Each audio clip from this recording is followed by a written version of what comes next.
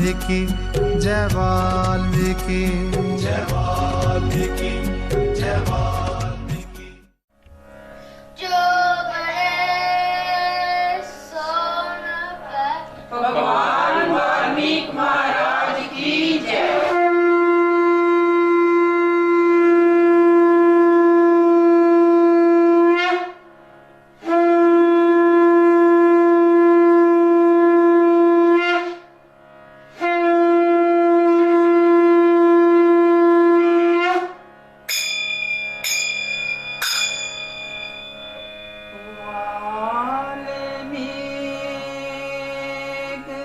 महाराज के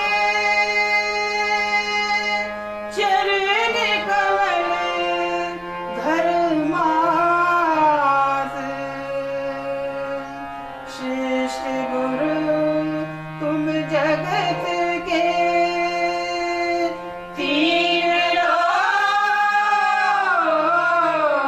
के नाथ। वाल्मीकि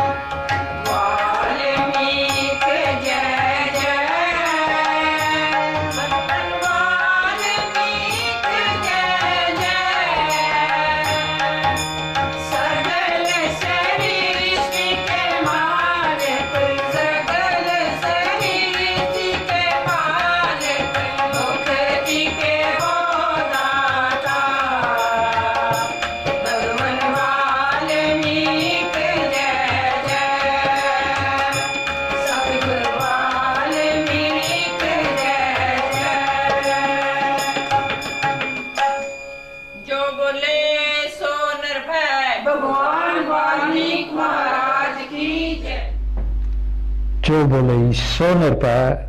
भगवान वाल्मीकि महाराज की जय। गुरु रूप साध संगत जी, एक बार फिर असी भगवान वाल्मीकि मंदिर बेडफोर्ड तो भगवान वाल्मीकि जी की पवित्र बाणी श्री योग वशिष्ठ महारामायण ਦੇ ਵਿਚਾਰ ਆਪ ਦੇ ਨਾਲ ਸਾਂਝੇ ਕਰਨ ਲਈ ਕਾਂਸ਼ੀ ਟੀਵੀ ਦੇ ਮਾਧਿਅਮ ਰਾਹੀਂ ਆਪ ਦੇ ਨਾਲ ਜੁੜ ਰਹੇ ਹਾਂ। ਆਓ ਬਾਣੀ ਸ਼ੁਰੂ ਕਰਨ ਤੋਂ ਪਹਿਲਾਂ ਆਪਾਂ ਸਾਰੇ ਇਸ ਪ੍ਰਭੂ ਪਰਮੇਸ਼ਰ ਨੂੰ ਨਮਸਕਾਰ ਕਰੀਏ। ਸਚਿਤ ਆਨੰਦ ਰੂਪ ਆਤਮਾ ਨੂੰ, ਜਿਸ ਵਿੱਚ ਸਰਬ ਜੀਵ ਭਾਸਦੇ ਹਨ ਤੇ ਲੀਨ ਹੁੰਦੇ ਹਨ ਤੇ ਸਥਿਤ ਹੁੰਦੇ ਹਨ, ਤੇ ਜਿਸ ਤੋਂ ਗਿਆਤਾ ਗਿਆਨ ਤੇ ਗਿਆਨ, ਦ੍ਰਿਸ਼ਟਾ ਦਰਸ਼ਨ ਤੇ ਦ੍ਰਿਸ਼, ਕਰਤਾ ਕਾਰਨ ਤੇ ਕਿਰਿਆ ਸਿੱਧ ਹੁੰਦੇ ਹਨ, ਤੇ ਜਿਸ ਆਨੰਦ ਦੇ ਕਾਰਨ ਕਰਕੇ ਸੰਪੂਰਨ ਵਿਸ਼ਵ ਆਨੰਦਵਾਨ ਹੈ, ਤੇ ਜਿਸ ਆਨੰਦ ਦਾ ਕਰਕੇ ਜੀਵ ਜਿਉਂਦੇ ਹਨ, ਉਸ ਆਨੰਦ ਰੂਪ ਆਤਮਾ ਨੂੰ ਨਮਸਕਾਰ ਹੈ। ਗੁਰੂ ਪਿਆਰੇ ਸਾਧ ਸੰਗਤ ਜੀ, ਅੱਜ ਦਾ ਜੋ ਪ੍ਰਸੰਗ ਹੈ ਇਹ ਸਥਿਤੀ ਪ੍ਰਕਰਨ ਦੂਸਰੇ ਸਰਗ ਦੇ ਵਿੱਚ ਭਗਵਾਨ ਵਾਲਮੀਕ ਜੀ ਨੇ ਜੋ ਸਾਨੂੰ ਉਪਦੇਸ਼ ਦਿੱਤਾ ਹੈ,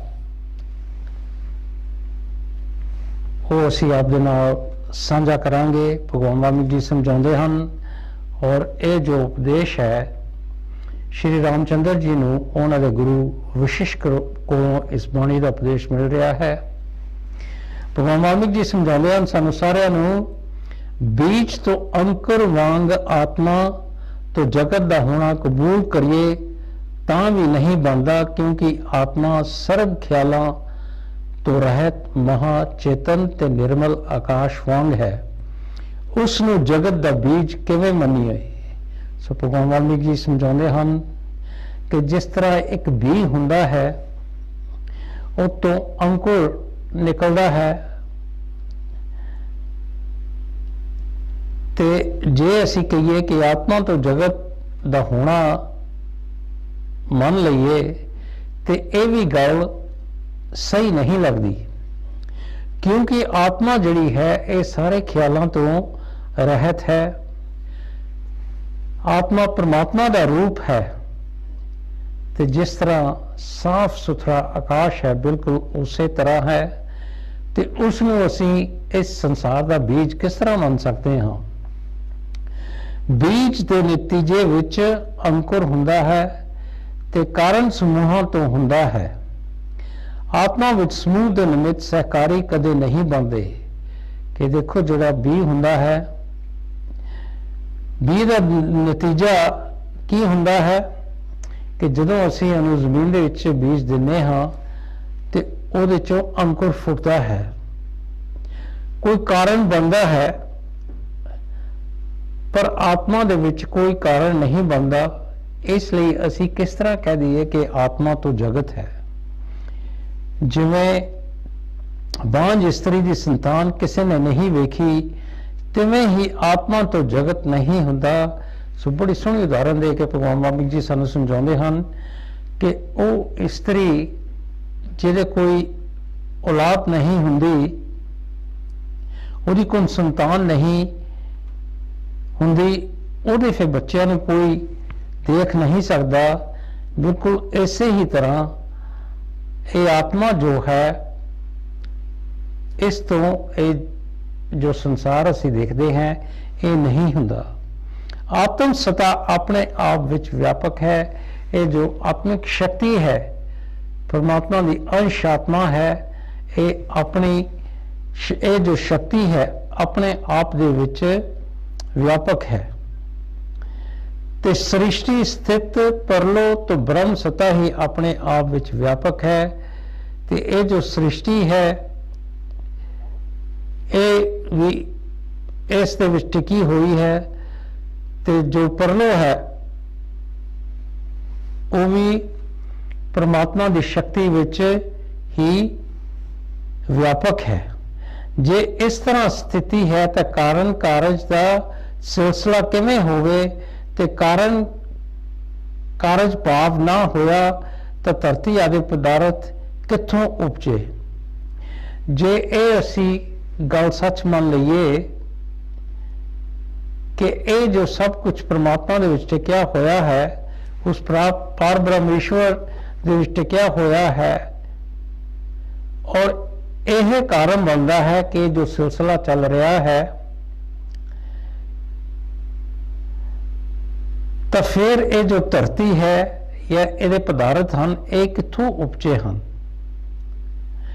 ਤੇ ਜੇ ਕਾਰਨ ਕਾਰਜ ਮੰਨੀਏ ਤਾਂ ਪਹਿਲਾ ਜੋ ਵਿਕਾਰ ਹੋਇਆ ਤਾਂ ਧਰਤੀ ਆਦਿਕ ਪਦਾਰਥ ਕਿੱਥੋਂ ਉਪਜੇ।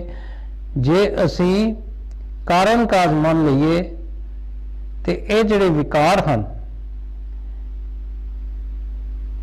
ਇਹ ਕਿਸ ਤਰ੍ਹਾਂ ਉਪਜੇ, ਇਹ ਕਿੱਥੋਂ ਆਏ ਹਨ। ਇਸ ਲਈ ਨਾ ਕੋਈ ਕਾਰਨ ਹੈ ਤੇ ਨਾ ਕਾਰਜ ਹੈ। ਕਾਰਜ ਬਿਨਾਂ ਜੋ ਪਦਾਰਥ ਦਿਸੇ ਉਸ ਨੂੰ ਸਤ ਰੂਪ ਸਮਝੇ। ਸੋ ਭਗਵਾਨ ਵਾਲਮੀਕ ਜੀ ਕਹਿੰਦੇ ਹਨ ਕਿ ਕਿਸੇ ਚੀਜ਼ ਦਾ ਹੋਣਾ ਕੋਈ ਕਾਰਨ ਬਣਦਾ ਹੈ, ਕਿਸੇ ਕਾਰਨ ਦਾ ਕਰਕੇ ਚੀਜ਼ ਹੁੰਦੀ ਹੈ, ਪਰ ਜਿਹੜੀ ਚੀਜ਼ ਦਾ ਕੋਈ ਕਾਰਨ ਨਹੀਂ ਹੁੰਦਾ ਔਰ ਬਿਨਾਂ ਕਾਰਜ ਤੋਂ ਪਦਾਰਥ ਸਾਨੂੰ ਨਜ਼ਰ ਆਵੇ, ਉਹਨੂੰ ਸਤ ਸਮਝਣਾ ਚਾਹੀਦਾ ਹੈ। ਜਿਸ ਤਰ੍ਹਾਂ ਸਾਡੀ ਆਤਮਾ ਹੈ, ਪਰਮਾਤਮਾ ਹੈ, ਉਹ ਮੂਰਖ ਬਾਲਕ ਤੇ ਵਿਵੇਕ ਤੋਂ ਰਹਿਤ ਹੈ ਜੋ ਇਸ ਨੂੰ ਕਾਰਜ ਮੰਨਦਾ ਹੈ। ਇਸ ਲਈ ਇਹ ਜਗਤ ਨਾ ਅੱਗੇ ਸੀ ਨਾ ਹੁਣ ਹੈ ਤੇ ਪਿੱਛੇ ਹੋਵੇਗਾ। ਕਿ ਜਿਸ ਤਰ੍ਹਾਂ ਦੇਖੋ ਇੱਕ ਬੱਚਾ ਜਿਹਦੇ ਵਿੱਚ ਕੋਈ ਗਿਆਨ ਨਹੀਂ ਹੁੰਦਾ, ਮੂਰਖਤਾ ਹੁੰਦੀ ਹੈ, ਉਹ ਹਰ ਇੱਕ ਚੀਜ਼ ਦਾ ਕਾਰਜ ਮੰਨਦਾ ਹੈ। ਪਰ ਜੋ ਸੱਚ ਹੈ, ਭਗਵਾਨ ਵਾਲਮੀਕ ਜੀ ਸਮਝਾਉਂਦੇ ਹਨ ਕਿ ਇਹ ਜੋ ਸੰਸਾਰ ਹੈ ਨਾ ਅੱਗੇ ਸੀ ਨਾ ਹੁਣ ਹੈ ਤੇ ਨਾ ਇਹਨੇ ਪਿੱਛੇ ਹੋਣਾ ਹੈ। ਨਿਰਮਲ ਪਾਰ ਬ੍ਰਹਮ ਸਤਾ ਆਪਣੇ ਆਪ ਵਿੱਚ ਮੌਜੂਦ ਹੈ। ਸਿਰਫ ਉਹ ਨਿਰਮਲ ਪਾਰ ਬ੍ਰਹਮ ਸ਼ਕਤੀ ਜੋ ਹੈ ਉਹ ਆਪਣੇ ਆਪ ਵਿੱਚ ਟਿਕੀ ਹੋਈ ਹੈ। ਜਦ ਜਗਤ ਨਹੀਂ ਹੁੰਦਾ ਤਦ ਸੰਪੂਰਨ ਬ੍ਰਹਮ ਹੀ ਨਜ਼ਰ ਆਉਂਦਾ ਹੈ। ਕਿ ਜਦੋਂ ਇਹ ਸੰਸਾਰ ਨਾ ਹੋਵੇ ਤੇ ਜੋ ਸੰਪੂਰਨ ਬ੍ਰਹਮ ਉਹ ਪ੍ਰਭੂ ਪਰਮੇਸ਼ਵਰ ਹੈ, ਉਹ ਹੀ ਫੇ ਨਜ਼ਰ ਆਵੇਗਾ। ਜਿਵੇਂ ਸਮੁੰਦਰ ਵਿੱਚ ਲਹਿਰਾਂ ਦਿਸਦੀਆਂ ਹਨ, ਤਿਵੇਂ ਹੀ ਆਤਮਾ ਵਿੱਚ ਜਗਤ ਹੈ। ਨਹੀਂ ਤਾਂ ਕਾਰਨ ਕਾਰਜ ਭਾਵ ਕੋਈ ਨਹੀਂ ਤੇ ਨਾ ਪ੍ਰਾਗ ਭਾਵ, ਪ੍ਰਵੰਸਾ ਭਾਵ ਤੇ ਨਾ ਅਨੂਨਤਾ ਭਾਵ ਹੀ ਹੈ। ਕਿ ਦੇਖੋ ਜਿਸ ਤਰ੍ਹਾਂ ਸਮੁੰਦਰ ਹੈ, ਉਹਦੇ ਚੋਂ ਲਹਿਰਾਂ ਉੱਠਦੀਆਂ ਹਨ ਔਰ ਲਹਿਰਾਂ ਨਜ਼ਰ ਆਉਂਦੀਆਂ ਹਨ, ਬਿਲਕੁਲ ਇਸੇ ਹੀ ਤਰ੍ਹਾਂ ਇਹ ਆਤਮਾ ਵਿੱਚ ਇਸ ਜਗਤ ਇਹ ਜੋ ਸੰਸਾਰ ਹੈ ਦਿਸਦਾ ਹੈ। ਇਹਦਾ ਕੋਈ ਕਾਰਨ ਨਹੀਂ ਹੈ, ਨਾ ਹੀ ਇਹਦਾ ਕੋਈ ਕਾਰਜ ਹੈ ਔਰ ਨਾ ਹੀ ਪ੍ਰਾਗ ਭਾਵ, ਪ੍ਰਵੰਸਾ ਭਾਵ ਤੇ ਅਨੂਨਤਾ ਭਾਵ ਇਹਦੇ ਵਿੱਚ ਕੋਈ ਹੈ। ਪ੍ਰਾਗ ਭਾਵ ਉਸ ਨੂੰ ਆਖਦੇ ਹਨ ਕਿ ਜੋ ਪਹਿਲਾਂ ਨਾ ਹੋਏ। ਜਿਵੇਂ ਪਹਿਲਾ ਪੁੱਤਰ ਨਹੀਂ ਹੁੰਦਾ ਤੇ ਪਿੱਛੇ ਪੈਦਾ ਹੁੰਦਾ ਹੈ। ਪ੍ਰਾਗ ਭਾਵ ਦੇ ਬਾਰੇ ਭਗਵਾਨ ਵਾਲਮੀਕ ਜੀ ਸਾਨੂੰ ਸਮਝਾਉਂਦੇ ਹਨ ਕਿ ਉਹ ਚੀਜ਼ ਜਿਹੜੀ ਪਹਿਲੋਂ ਨਹੀਂ ਹੋਈ, ਜਿਸ ਤਰ੍ਹਾਂ ਪਹਿਲਾ ਜੋ ਪੁੱਤਰ ਹੁੰਦਾ ਹੈ ਤੇ ਪਿੱਛੇ ਪੈਦਾ ਹੁੰਦਾ ਹੈ। ਤੇ ਜਿਵੇਂ ਮਿੱਟੀ ਤੋਂ ਘੜਾ ਉਤਪੰਨ ਹੁੰਦਾ ਹੈ, ਕਿ ਜਿਸ ਤਰ੍ਹਾਂ ਦੇਖੋ ਮਿੱਟੀ ਹੁੰਦੀ ਹੈ ਤੇ ਮਿੱਟੀ ਤੋਂ ਘੜਾ ਬਣਦਾ ਹੈ। ਇਸ ਨੂੰ ਅਸੀਂ ਪ੍ਰਾਗ ਭਾਵ ਕਹਿ ਸਕਦੇ ਹਾਂ। ਪ੍ਰਦਵੰਸਾ ਭਾਵ ਉਹ ਹੈ ਜੋ ਪਹਿਲਾਂ ਹੋ ਕੇ ਨਸ਼ਟ ਹੋ ਜਾਂਦਾ ਹੈ। ਜਿਵੇਂ ਘਟ ਸੀ ਤੇ ਨਸ਼ਟ ਹੋ ਗਿਆ। ਔਰ ਪ੍ਰਦਵੰਸਾ ਭਾਵ ਵਾਲੀ ਜੋ ਗੱਲ ਹੈ ਉਹ ਇਸ ਤਰ੍ਹਾਂ ਹੈ ਕਿ ਜੋ ਕੋਈ ਚੀਜ਼ ਪਹਿਲੋਂ ਸੀ ਤੇ ਫਿਰ ਉਹ ਬਾਅਦ ਦੇ ਵਿੱਚ ਖਤਮ ਹੋ ਜਾਂਦੀ ਹੈ। ਜਿਸ ਤਰ੍ਹਾਂ ਦੇਖੋ ਬੱਦਲ ਹੁੰਦੇ ਹਨ ਆਕਾਸ਼ ਦੇ ਵਿੱਚ, ਪਰ ਸਾਨੂੰ ਅਸੀਂ ਦੇਖਦੇ ਹਾਂ ਫਿਰ ਪਤਾ ਨਹੀਂ ਲੱਗਦਾ ਉਹ ਕਿੱਥੇ ਚਲੇ ਗਏ। ਔਰ ਤੀਸਰਾ ਜੋ ਅਨੂਨਿਆ ਭਾਵ ਉਹ ਹੈ ਜਿਵੇਂ ਕੱਟ ਵਿੱਚ ਪਟ ਨਹੀਂ ਹੈ ਤੇ ਪਟ ਵਿੱਚ ਕੱਟ ਨਹੀਂ। ਕਿ ਇਹ ਤੀਸਰਾ ਜੋ ਭਾਵ ਹੈ ਕਿ ਇਹ ਇਹੋ ਜਿਹਾ ਭਾਵ ਹੈ ਜਿਸ ਤਰ੍ਹਾਂ ਕਿ ਕੱਟ ਵਿੱਚ ਪਟ ਨਹੀਂ ਤੇ ਪਟ ਵਿੱਚ ਕੱਟ ਨਹੀਂ ਹੈ। ਇਹ ਤਿੰਨ ਤਰ੍ਹਾਂ ਦੇ ਅਭਾਵ ਜਿਸ ਦੇ ਹਿਰਦੇ ਵਿੱਚ ਹਨ, ਉਸ ਨੂੰ ਜਗਤ ਦ੍ਰਿੜ ਹੁੰਦਾ ਹੈ ਤੇ ਉਸ ਨੂੰ ਸ਼ਾਂਤੀ ਨਹੀਂ ਹੁੰਦੀ। ਇਹ ਤਿੰਨੇ ਜੋ ਤਰ੍ਹਾਂ ਦੇ ਜਿਹੜੇ ਭਾਵ ਦੱਸੇ ਹਨ, ਇਹਨਾਂ ਦਾ ਜਿਹੜਾ ਅਭਾਵ ਹੈ ਜਿਸ ਇਨਸਾਨ ਦੇ ਹਿਰਦੇ ਵਿੱਚ ਹੁੰਦਾ ਹੈ, ਉਸ ਨੂੰ ਹੀ ਇਹ ਜੋ ਸੰਸਾਰ ਹੈ ਸੱਚ ਦੀ ਤਰ੍ਹਾਂ ਨਜ਼ਰ ਆਉਂਦਾ ਹੈ, ਔਰ ਇਸੇ ਕਰਕੇ ਉਹਨੂੰ ਸ਼ਾਂਤੀ ਨਹੀਂ ਹੁੰਦੀ। ਜਦ ਜਗਤ ਨਹੀਂ ਦਿਸਦਾ ਤਾਂ ਚਿੱਤ ਸ਼ਾਂਤ ਹੁੰਦਾ ਹੈ, ਔਰ ਜਦੋਂ ਇਹ ਸਾਨੂੰ ਇਹ ਸੰਸਾਰ ਨਜ਼ਰ ਨਹੀਂ ਆਉਂਦਾ ਤੇ ਸਾਡੇ ਮਨ ਦੀ ਸ਼ਕਤੀ ਜੋ ਹੈ, ਸਾਡਾ ਚਿੱਤ ਜਿਹੜਾ ਹੈ ਉਹ ਸ਼ਾਂਤ ਹੋ ਜਾਂਦਾ ਹੈ। ਜਗਤ ਦੇ ਨਾ ਹੋਣ ਤੋਂ ਇਲਾਵਾ ਹੋਰ ਕੋਈ ਉਪਾਅ ਨਹੀਂ ਤੇ ਸਾਰੇ ਜਗਤ ਦੀ ਨਿਵਰਤੀ ਬਿਨਾਂ ਮੁਕਤੀ ਨਹੀਂ ਹੁੰਦੀ। ਸੋ ਭਗਵਾਨ ਵਾਲਮੀਕ ਜੀ ਉਪਦੇਸ਼ ਕਰਦੇ ਹਨ ਕਿ ਜਿਹਨੂੰ ਜਗਤ ਨਹੀਂ ਦਿਸਦਾ ਉਹਦਾ ਚਿੱਤ ਜਿਹੜਾ ਹੈ, ਮਨ ਦੀ ਸ਼ਕਤੀ ਹੈ, ਸ਼ਾਂਤ ਹੋ ਜਾਂਦੀ ਹੈ, ਤੇ ਜਿਹਨੂੰ ਇਹ ਜਗਤ ਦੇ ਨਾ ਹੋਣ ਤੋਂ ਇਲਾਵਾ ਹੋਰ ਕੋਈ ਉਪਾਅ ਨਹੀਂ ਹੈ ਤੇ ਉਹਨੂੰ ਮੁਕਤੀ ਕਦੇ ਨਹੀਂ ਪ੍ਰਾਪਤ ਹੋਵੇਗੀ ਜਿੰਨੀ ਦੇਰ ਤੱਕ ਇਹ ਸਾਰੇ ਸੰਸਾਰ ਦੀ ਨਿਵਰਤੀ ਨਹੀਂ ਹੁੰਦੀ। ਜਿੰਨੀ ਦੇਰ ਤੱਕ ਇਨਸਾਨ ਇਸ ਸੰਸਾਰ ਦੇ ਨਾਲ ਜੁੜਿਆ ਹੋਇਆ ਹੈ ਉਹ ਇਸ ਸੰਸਾਰ ਤੋਂ ਮੁਕਤ ਨਹੀਂ ਹੋ ਸਕਦਾ। ਸੋ ਇਸ ਕਰਕੇ ਇਹ ਸੰਸਾਰੀ ਭਾਵਨਾ ਨੂੰ ਦੂਰ ਕਰਨਾ ਹੈ ਤੇ ਆਪਣੀ ਆਤਮਾ ਦੇ ਵਿੱਚ ਟਿਕਣਾ ਹੈ। ਜਗਤ ਦੇ ਨਾ ਹੋਣ ਤੋਂ ਇਲਾਵਾ ਹੋਰ ਕੋਈ ਉਪਾਅ ਨਹੀਂ। ਸੂਰਜ ਆਦਿ ਲੈ ਕੇ ਜੋ ਕੁਝ ਪ੍ਰਕਾਸ਼, ਧਰਤੀ ਆਦਿ ਤਤ, ਪਉ, ਸਾਲ, ਕਲਪ ਆਦਿ ਕਾਲ ਤੇ ਮੈਂ ਇਹ ਰੂਪ, ਦਰਸ਼ਨ, ਮਨਸਕਾਰ ਆਦਿ ਜਗਤ ਸਾਰਾ ਸੰਕਲਪ ਮਾਤਰ ਹੈ ਤੇ ਕਲਪਕ ਬ੍ਰਹਮੰਡ, ਬ੍ਰਹਮਾ, ਵਿਸ਼ਨੂੰ, ਰੁਦਰ, ਮਨਸਕਾਰ ਆਦਿ ਜਗਤ ਸਾਰਾ ਸੰਕਲਪ ਮਾਤਰ ਹੈ ਤੇ ਇੰਦਰ ਤੋਂ ਕੀਟ ਆਦਿ ਜੋ ਕੁਝ ਜਗਤ ਜਾਲ ਹੈ ਉਪਜ ਕੇ ਅਲੋਪ ਹੋ ਜਾਂਦਾ ਹੈ। ਸੋ ਭਗਵਾਨ ਵਾਲਮੀਕ ਜੀ ਸਮਝਾਉਂਦੇ ਹਨ ਕਿ ਸਮਾਂ ਚੱਲਦਾ ਜਾਂਦਾ ਹੈ ਔਰ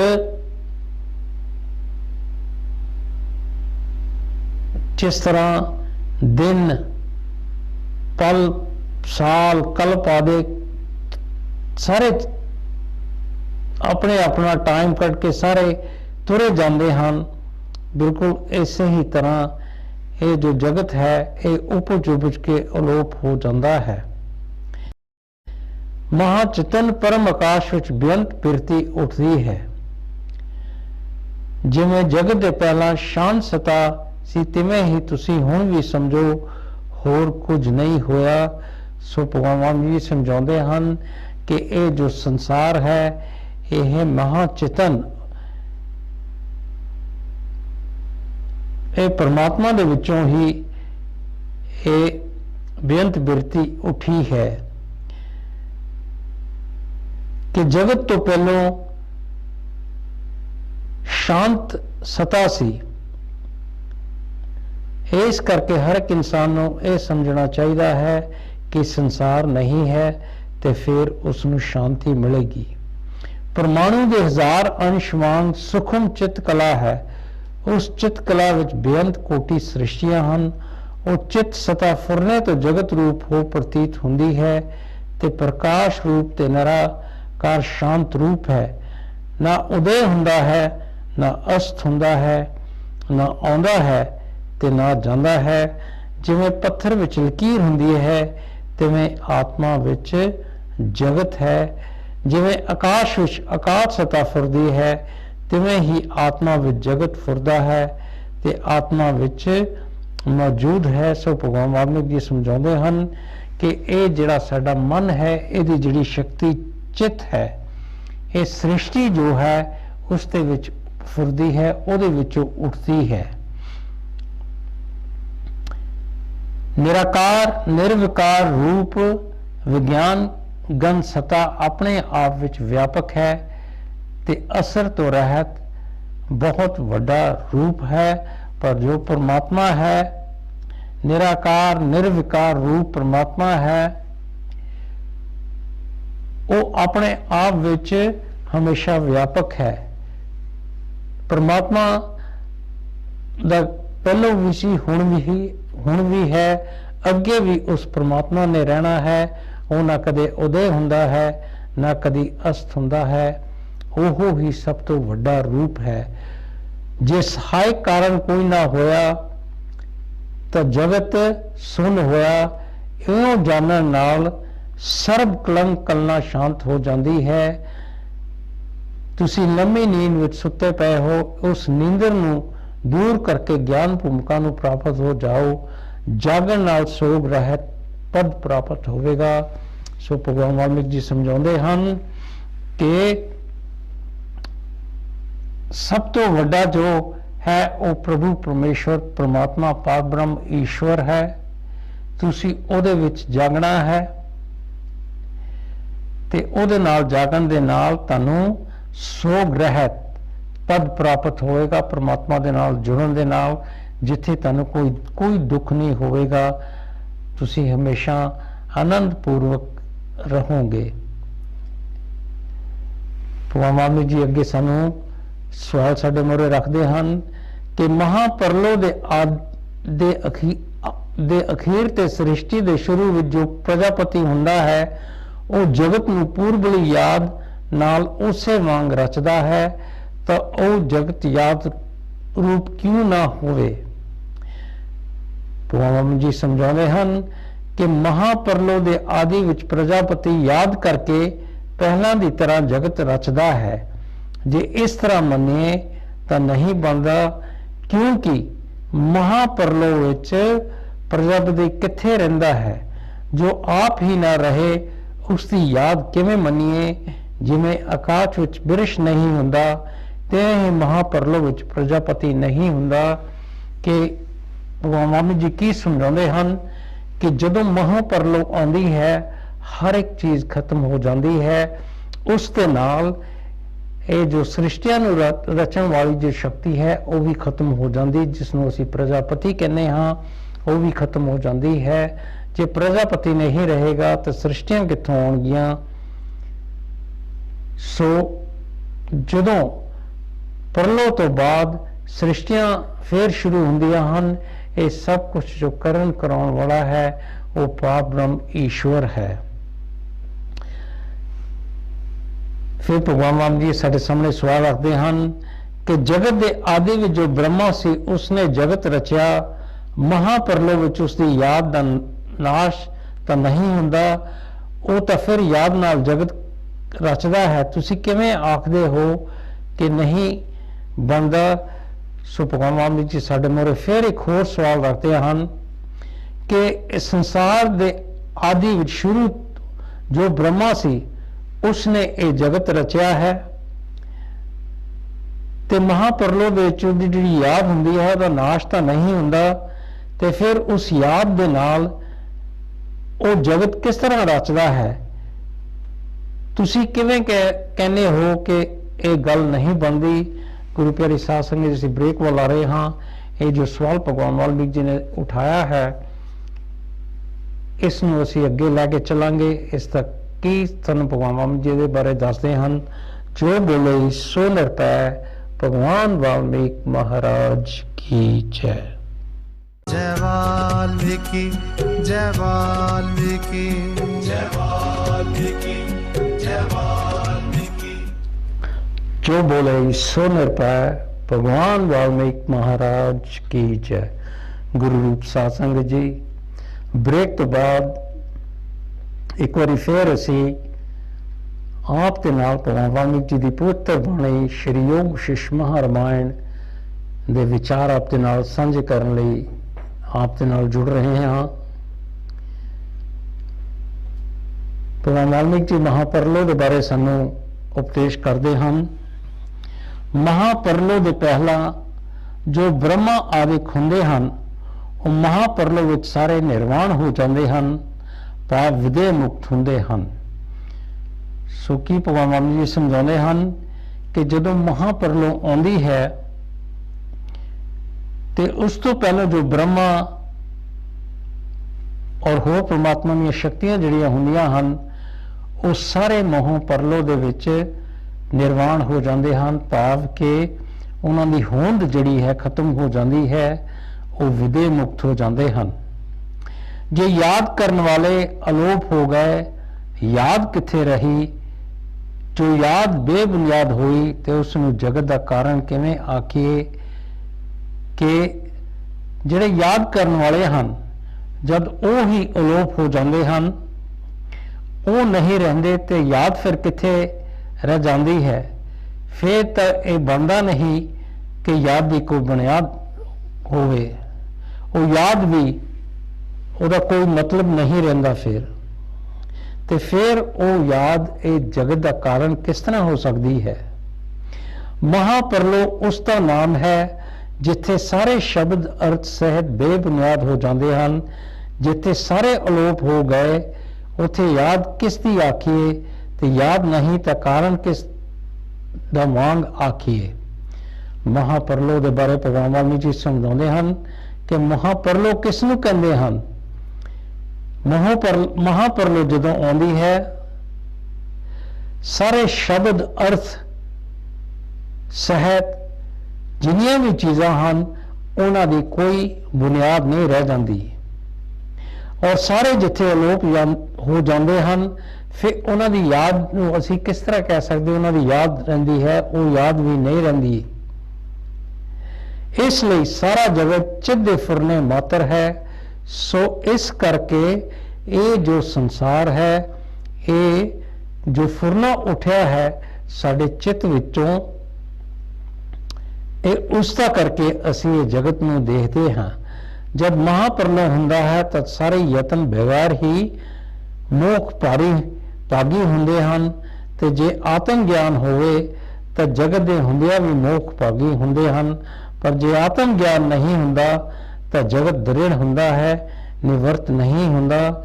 ਸੋ ਭਗਵਾਨ ਵਾਲਮੀਕ ਜੀ ਸਮਝਾਉਂਦੇ ਹਨ ਕਿ ਜਦੋਂ ਮਹਾਪਰਲੋ ਹੁੰਦਾ ਹੈ ਤਾਂ ਬਗੈਰ ਯਤਨ ਕੀਤੇ ਤੋਂ ਸਾਰੇ ਮੋਕਸ਼ ਦੇ ਭਾਗੀ ਬਣ ਜਾਂਦੇ ਹਨ, ਔਰ ਜੇ ਆਤਮ ਗਿਆਨ ਹੋਵੇ ਤਾਂ ਫਿਰ ਭਾਵੇਂ ਜਗਤ ਦੇ ਹੁੰਦਿਆਂ ਹੀ ਇਨਸਾਨ ਮੁਕਤੀ ਪ੍ਰਾਪਤ ਕਰ ਲੈਂਦਾ ਹੈ। ਔਰ ਜਦ ਦ੍ਰਿਸ਼ ਦਾ ਭਾਵ ਹੁੰਦਾ ਹੈ ਤਦ ਨਿਰਮਲ ਚੇਤਨ ਸਤਾ ਜੋ ਆਦਿ ਅੰਤੋਂ ਰਹਿਤ ਪ੍ਰਕਾਸ਼ ਦੀ ਹੈ, ਤੇ ਸਾਰਾ ਜਗਤ ਵੀ ਉਹੀ ਰੂਪ ਲੱਗਦਾ ਹੈ। ਸਾਰਿਆਂ ਵਿੱਚ ਅਨਾਦਿ ਸਿੱਧ ਬ੍ਰਹਮ ਤਤ ਪ੍ਰਕਾਸ਼ਿਤ ਹੈ। ਉਸ ਵਿੱਚ ਜੋ ਆਦਿ ਸੰਵੇਦਨ ਫੁਰਤਾ ਹੈ ਉਹ ਬ੍ਰਹਮ ਰੂਪ ਹੈ, ਤੇ ਅੰਤਵਾਹਕ ਦੇ ਵਿਰਾਟ ਜਗਤ ਹੋ ਜਾਪਦਾ ਹੈ। ਸੋ ਭਗਵਾਨ ਵਾਲਮੀਕ ਜੀ ਸਮਝਾਉਂਦੇ ਹਨ ਕਿ ਜੋ ਸਾਰਿਆਂ ਦਾ ਬ੍ਰਹਮ ਤਤ ਪ੍ਰਕਾਸ਼ ਜੋ ਹੈ, ਉਸ ਵਿੱਚ ਜੋ ਪ੍ਰਭੂ ਪਰਮੇਸ਼ਰ ਹੈ, ਪਰਮਾਤਮਾ ਹੈ, ਉਹਦੇ ਵਿੱਚ ਜੋ ਫੁਰਨਾ ਉੱਠਦਾ ਹੈ ਉਹ ਬ੍ਰਹਮ ਰੂਪ ਹੈ, ਤੇ ਉਹ ਹੀ ਅੰਤਵਾਹਕ ਦੇ ਵਿਰਾਟ ਜਗਤ ਹੋ ਜਾਪਦਾ ਹੈ। ਕਹਿਣ ਦਾ ਭਾਵ ਇਹ ਹੈ ਕਿ ਉਸ ਪਾਰ ਬ੍ਰਹਮ ਦੇ ਵਿੱਚੋਂ ਹੀ ਫੁਰਨਾ ਉੱਠਦਾ ਹੈ, ਜਿਸ ਦੇ ਵਿੱਚ ਬ੍ਰਹਮਾ ਜੀ ਪੈਦਾ ਹੁੰਦੇ ਹਨ। ਫਿਰ ਬ੍ਰਹਮਾ ਅੱਗੇ ਚੱਲ ਕੇ ਆਪਣਾ ਫੁਰਨਾ ਉੱਠਦਾ, ਉੱਚੋਂ ਸ੍ਰਿਸ਼ਟੀਆਂ ਪੈਦਾ ਕਰਦਾ ਹੈ। ਉਸ ਦਾ ਇੱਕ ਪ੍ਰਮਾਣ ਰੂਪ ਇਹ ਤਿੰਨੇ ਜਗਤ ਹਨ। ਉਸ ਵਿੱਚ ਦੇਸ਼ ਕਾਲ ਕਿਰਿਆ ਦਰਵ ਦਿਨ ਰਾਤ ਹੋਇਆ ਹੈ। ਉਸ ਦੇ ਅਣੂ ਵਿੱਚ ਜੋ ਜਗਤ ਫੁਰਦੇ ਹਨ ਸੋ ਕੀ ਹਨ, ਸਭ ਸੰਕਲਪ ਰੂਪ ਹੈ ਤੇ ਬ੍ਰਹਮ ਸਤਾ ਦਾ ਪ੍ਰਕਾਸ਼ ਹੈ। ਸੋ ਜੋ ਕੁਝ ਵੀ ਅਸੀਂ ਦੇਖਦੇ ਹਾਂ ਇਹ ਜੋ ਪਰਮਾਤਮਾ ਦਾ ਹੀ ਕਰਕੇ ਸਭ ਕੁਝ ਹੁੰਦਾ ਹੈ, ਇਹ ਪਰਮਾਤਮਾ ਦਾ ਹੀ ਸ਼ਕਤੀ ਦਾ ਪ੍ਰਕਾਸ਼ ਹੈ, ਜਿਸ ਵਿੱਚ ਅਸੀਂ ਜਗਤ ਦੇਖਦੇ ਹਾਂ। ਔਰ ਹੋਰ ਜੋ ਕੁਝ ਵੀ ਅਸੀਂ ਸਾਡੇ ਦਾਲੇ ਪਦਾਲੇ ਪ੍ਰਪੰਚ ਜੋ ਹੈ ਜਿਸ ਨੂੰ ਅਸੀਂ ਦੇਖਦੇ ਹਾਂ, ਜੋ ਪ੍ਰਬੁੱਧ ਆਤਮ ਗਿਆਨੀ ਹੈ ਉਸ ਨੂੰ ਸਾਰਾ ਜਗਤ ਇੱਕ ਬ੍ਰਹਮ ਰੂਪ ਹੀ ਦਿਸਦਾ ਹੈ, ਤੇ ਜੋ ਅਗਿਆਨੀ ਹੈ ਉਸ ਨੂੰ ਉਸ ਦੇ ਚਿੱਤ ਵਿੱਚ ਅਨੇਕ ਪ੍ਰਕਾਰ ਜਗਤ ਦੀ ਭਾਵਨਾ ਹੁੰਦੀ ਹੈ। ਸੋ ਭਗਵਾਨ ਵਾਲਮੀਕ ਜੀ ਸਮਝਾਉਂਦੇ ਹਨ ਕਿ ਜੋ ਗਿਆਨੀ ਜੀਵ ਹਨ ਜਿਨ੍ਹਾਂ ਦੇ ਵਿੱਚ ਆਪਣੀ ਆਤਮਾ ਦਾ ਗਿਆਨ ਹੈ, ਉਹ ਇਹ ਸਾਰੇ ਸੰਸਾਰ ਨੂੰ ਜਦੋਂ ਦੇਖਦੇ ਹਨ ਤੇ ਉਹਨਾਂ ਨੂੰ ਪਰਮਾਤਮਾ ਹੀ ਸਾਰੇ ਪਾਸੇ ਨਜ਼ਰ ਆਉਂਦਾ ਹੈ। ਪਰ ਜਿਹੜੇ ਅਗਿਆਨੀ ਜੀਵ ਹਨ ਉਹ ਆਪਣੇ ਮਨ ਦੇ ਨਾਲ ਜੁੜੇ ਹੋਏ ਹਨ ਔਰ ਮਨ ਦੀ ਸ਼ਕਤੀ ਜੋ ਚਿੱਤ ਹੈ, ਇਸ ਕਰਕੇ ਉਹ ਚਿੱਤ ਦਾ ਕਰਕੇ ਉਹਨਾਂ ਦੀ ਹਰ ਇੱਕ ਤਰ੍ਹਾਂ ਦੀ ਭਾਵਨਾ ਹੁੰਦੀ ਹੈ। ਸੋ ਭਗਵਾਨ ਵਾਮਨ ਜੀ ਕੀ ਸਮਝਾਉਣ ਦੀ ਕੋਸ਼ਿਸ਼ ਕਰਦੇ ਹਨ ਕਿ ਅਗਿਆਨੀ ਜੀਵ ਔਰ ਜੋ ਗਿਆਨੀ ਜੀਵ ਹੁੰਦਾ ਉਹਨਾਂ ਦੇ ਵਿੱਚ ਕੀ ਫਰਕ ਹੈ ਕਿ ਜਿਹੜੇ ਗਿਆਨੀ ਜੀਵ ਹਨ ਉਹ ਜਦੋਂ ਸਾਰੇ ਪਾਸੇ ਨਜ਼ਰ ਮਾਰਦੇ ਹਨ ਤੇ ਉਹਨਾਂ ਨੂੰ ਪ੍ਰਮਾਤਮਾ ਦੀ ਸ਼ਕਤੀ ਮਹਿਸੂਸ ਹੁੰਦੀ ਹੈ ਔਰ ਜਿਹੜੇ ਅਗਿਆਨੀ ਜੀਵ ਹਨ ਉਹਨਾਂ ਨੂੰ ਇਹ ਸੰਸਾਰ ਨਜ਼ਰ ਆਉਂਦਾ ਹੈ। ਦਵੈਤ ਭਾਵਨਾ ਕਰਕੇ ਇਹ ਪਾਉਂਦਾ ਹੈ ਔਰ ਜੋ ਅਗਿਆਨੀ ਜੀਵ ਹੈ ਉਹਦੇ ਵਿੱਚ ਸੰਸਾਰੀ ਭਾਵਨਾ ਹੁੰਦੀ ਹੈ, ਇਸ ਕਰਕੇ ਉਹ ਸੰਸਾਰ ਦੇ ਵਿੱਚ ਪਾਉਂਦਾ ਫਿਰਦਾ ਹੈ। ਜਿਵੇਂ ਬ੍ਰਹਮੰਡ ਦੇ ਅਨੇਕ ਪਰਮਾਣੂ ਹੁੰਦੇ ਹਨ, ਉਹਨਾਂ ਅੰਦਰ ਬੇਅੰਤ ਸ੍ਰਿਸ਼ਟੀਆਂ ਹਨ ਤੇ ਉਹਨਾਂ ਅੰਦਰ ਹੋਰ ਬੇਅੰਤ ਸ੍ਰਿਸ਼ਟੀਆਂ ਹਨ, ਤਿਵੇਂ ਹੀ ਹੋਰ ਜੋ ਬੇਅੰਤ ਸ੍ਰਿਸ਼ਟੀਆਂ ਹਨ ਉਹਨਾਂ ਅੰਦਰ ਹੋਰ ਬੇਅੰਤ ਸ੍ਰਿਸ਼ਟੀਆਂ ਫੁਰਦੀਆਂ ਹਨ। ਸੋ ਸਾਰੇ ਬ੍ਰਹਮ ਤੱਤ ਦਾ ਹੀ ਪ੍ਰਕਾਸ਼ ਹੈ।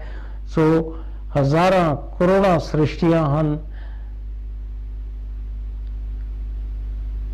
ਪਰ ਇਹ ਜੋ ਕੁਝ ਵੀ ਅਸੀਂ ਦੇਖਦੇ ਹਾਂ ਇਹ ਸ੍ਰਿਸ਼ਟੀਆਂ ਹਨ, ਇਹ ਸਾਰੇ ਉਸ ਪ੍ਰਮਾਤਮਾ ਬ੍ਰਹਮ ਤੱਤ ਦਾ ਹੀ, ਉਸ ਪ੍ਰਮਾਤਮਾ ਦਾ ਹੀ ਇੱਕ ਪ੍ਰਕਾਸ਼ ਹੈ।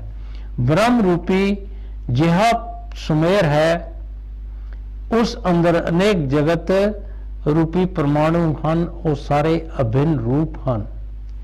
ਸੂਰਜ ਦੀਆਂ ਕਿਰਨਾਂ ਦੇ ਸਮੂਹ ਵਿੱਚ ਜੋ ਸੂਖਮ ਤਰੰਗ ਹੁੰਦੇ ਹਨ ਉਹਨਾਂ ਦੀ ਗਿਣਤੀ ਕਦੇ ਕੋਈ ਕਰ ਵੀ ਸਕੇ, ਪਰ ਆਦਿ ਅੰਤ ਰਹਿ ਜੋ ਆਤਮ ਰੂਪੀ ਸੂਰਜ ਹੈ ਉਸ ਦੀ ਤ੍ਰਿਲੋਕੀ ਰੂਪੀ ਕਿਰਨਾਂ ਦੀ ਗਿਣਤੀ ਕੋਈ ਨਹੀਂ ਕਰ ਸਕਦਾ।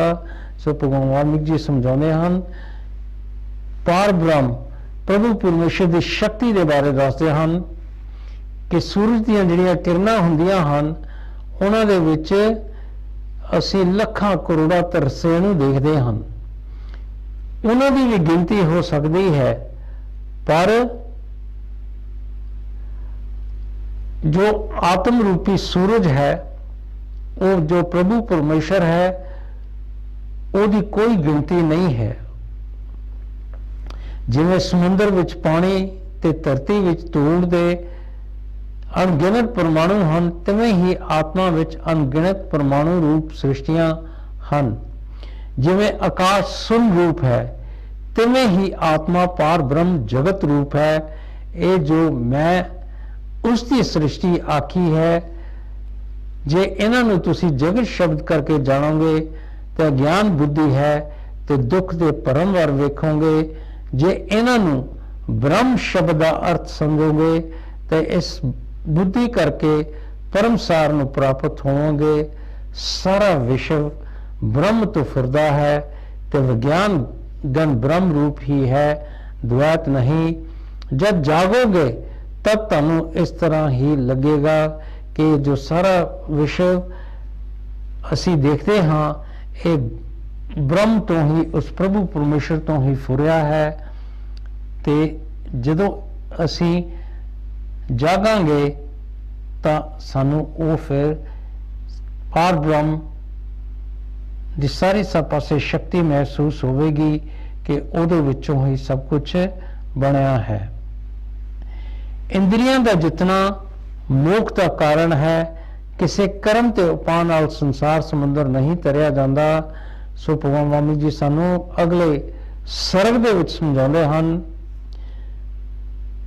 ਕਿ ਆਪਣੀਆਂ ਇੰਦਰੀਆਂ ਨੂੰ ਜਿਤਨਾ ਜੋ ਸਾਡੇ ਸਰੀਰ ਦੇ ਨਾਲ ਜੁੜੀਆਂ ਹੋਈਆਂ ਹਨ, ਇਹ ਮੁਕਤੀ ਦਾ ਕਾਰਨ ਬਣਦਾ ਹੈ।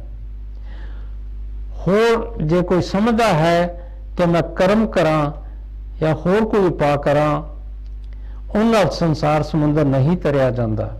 ਆਪਣੀਆਂ ਇੰਦਰੀਆਂ ਨੂੰ ਜਿੱਤ ਕੇ ਹੀ ਮੁਕਤੀ ਦੀ ਪ੍ਰਾਪਤੀ ਹੁੰਦੀ ਹੈ। ਸੰਤਾਂ ਦੇ ਸੰਗ ਤੇ ਸੱਚੇ ਸ਼ਾਸਤਰ ਦੇ ਵਿਚਾਰ ਨਾਲ ਜਦ ਆਤਮ ਤੱਤ ਦਾ ਬੋਧ ਹੁੰਦਾ ਹੈ ਤਦ ਇੰਦਰੀਆਂ ਜਿੱਤੀਆਂ ਜਾਂਦੀਆਂ ਹਨ ਤੇ ਜਗਤ ਦਾ ਅਤਿਅੰਤ ਅਭਾਵ ਹੁੰਦਾ ਹੈ। ਸੋ ਭਗਵਾਨ ਵਾਲਮੀਕ ਜੀ ਇੱਕ ਵਾਰੀ ਫਿਰ ਸਾਨੂੰ ਉਪਦੇਸ਼ ਕਰਦੇ ਹਨ ਕਿ ਸੰਤਾਂ ਦੀ ਸੰਗਤ ਅਸੀਂ ਕਰਾਂਗੇ ਔਰ ਜੋ ਸੱਚੀ ਬਾਣੀ ਹੈ ਉਸ ਨੂੰ ਪੜਾਂਗੇ, ਸੁਣਾਂਗੇ ਤੇ ਉੱਤੇ ਫਿਰ ਵਿਚਾਰ ਭਾਵ ਕਿ ਅਮਲ ਕਰਾਂਗੇ, ਫਿਰ ਸਾਨੂੰ ਸਾਡੀ ਆਤਮਾ ਦਾ ਗਿਆਨ ਪ੍ਰਾਪਤ ਹੋਵੇਗਾ। ਫਿਰ ਇੰਦਰੀਆਂ ਜਿਤਨੀਆਂ ਸੌਖੀਆਂ ਹੋ ਜਾਂਦੀਆਂ ਹਨ, ਅਸੀਂ ਇੰਦਰੀਆਂ ਨੂੰ ਜਾਣਦੇ ਹਨ, ਤੇ ਫਿਰ ਇਹ ਜੋ ਸੰਸਾਰ ਹੈ ਇਹਦਾ ਅੰਤ ਸਾਡੇ ਲਈ ਹੋ ਜਾਂਦਾ ਹੈ। ਇਹਦੀ ਜਗ੍ਹਾ ਤੇ ਸਾਡੇ ਲਈ ਸਾਰੇ ਪਾਸੇ ਪ੍ਰਮਾਤਮਾ ਦੀ ਸ਼ਕਤੀ ਰਹਿ ਜਾਂਦੀ ਹੈ। ਜਦ ਤੱਕ ਸੰਸਾਰ ਦਾ ਅਤਿਅੰਤ ਅਭਾਵ ਨਹੀਂ ਹੁੰਦਾ ਤਦ ਤੱਕ ਆਤਮ ਬੋਧ ਨਹੀਂ ਹੁੰਦਾ, ਔਰ ਜਿੰਨੀ ਦੇਰ ਤੱਕ ਇਸ ਸੰਸਾਰ ਦੀ ਤਸਵੀਰ ਜਿਹੜੀ ਸਾਡੇ ਸਾਹਮਣੇ ਹੈ ਇਹਦਾ ਅਭਾਵ ਨਹੀਂ ਹੁੰਦਾ, ਉਨੀ ਦੇਰ ਤੱਕ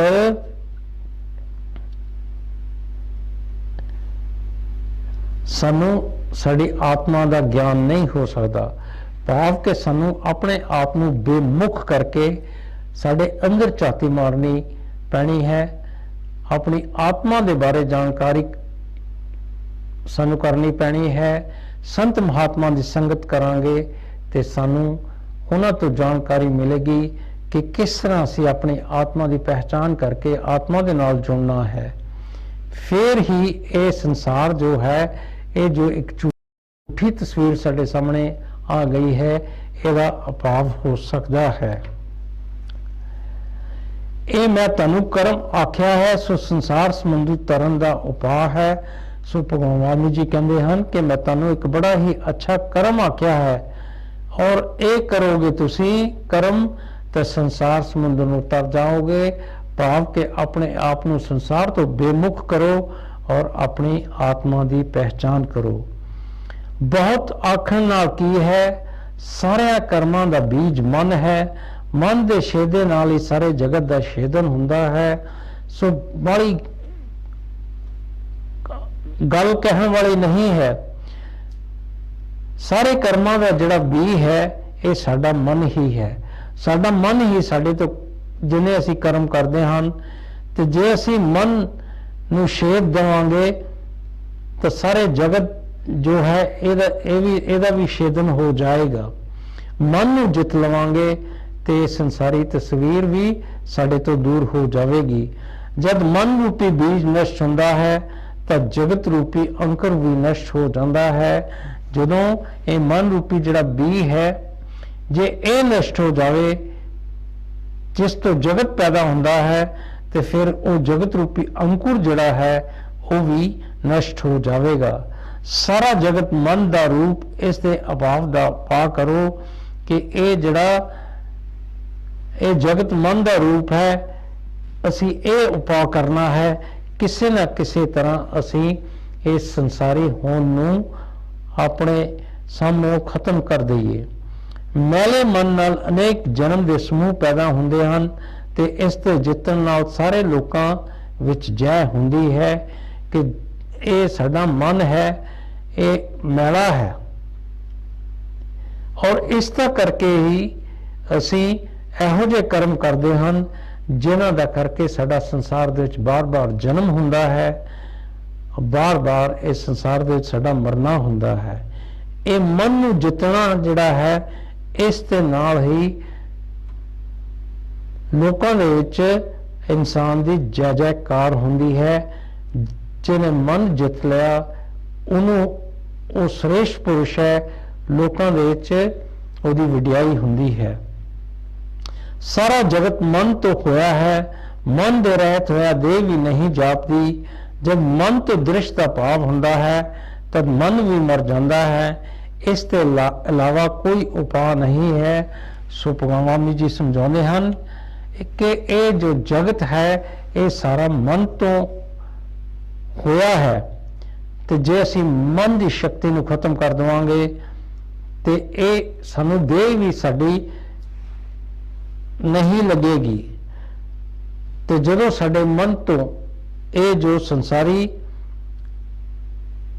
ਤਸਵੀਰ ਹੈ ਇਹਦਾ ਅਭਾਵ ਹੋ ਜਾਂਦਾ ਹੈ, ਤਾਂ ਫਿਰ ਸਾਡਾ ਮਨ ਵੀ ਮਰ ਜਾਂਦਾ ਹੈ।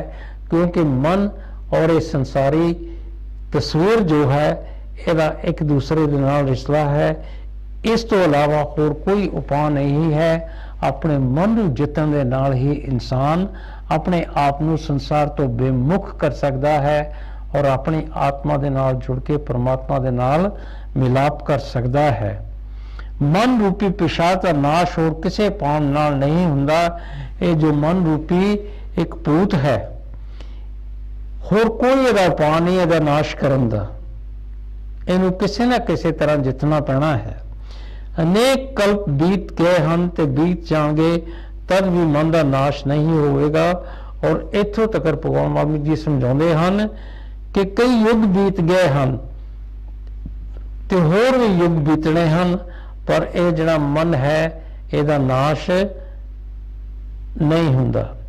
इस करके जब तक जगत दृश्यमान है तब तक इसका उपाय करे।